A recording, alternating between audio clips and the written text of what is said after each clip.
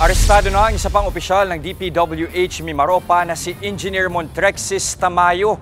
Isa siya sa mga akusado kaugnay ng higit 200 million peso na halaga ng Ghost Flood Control Project sa Oriental Mindoro. Para sa Update Live mula sa Sandigan Bayan sa Quezon City, makakapanayam natin si Gio Robles. Gio, nasaan na ba? Asan ang kinalalagyan nito ni Engineer Tamayo?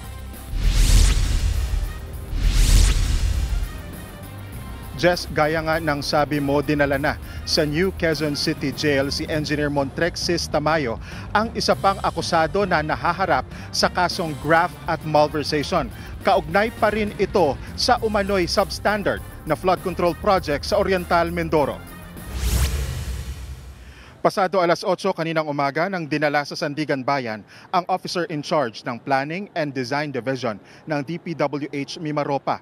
Matatandaan na naka-at-large o hindi matunton si Tamayo na huling nakita sa bansang Jordan ayon kay Interior Secretary John Vic Rimulya.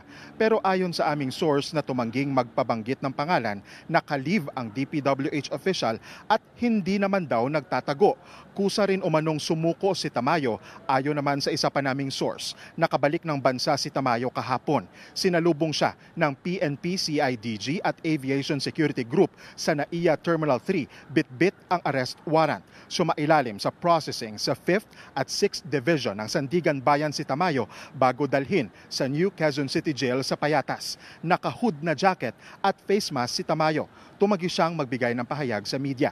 Nitong Biyernes, nang ilabas ng Sandigan Bayan ang warrants of arrest sa 10 DPWH officials at 5 opisyal ng Sunwest Construction.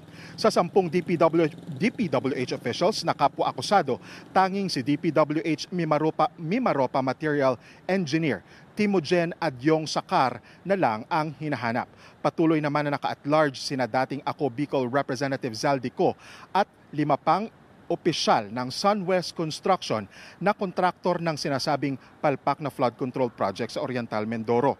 Bukas, Huwebes, November 27, nakatakda ang arraignment sa 16 na mga akusado sa 5th Division ng Anti-Graft Court dito sa Sandigan Bayan.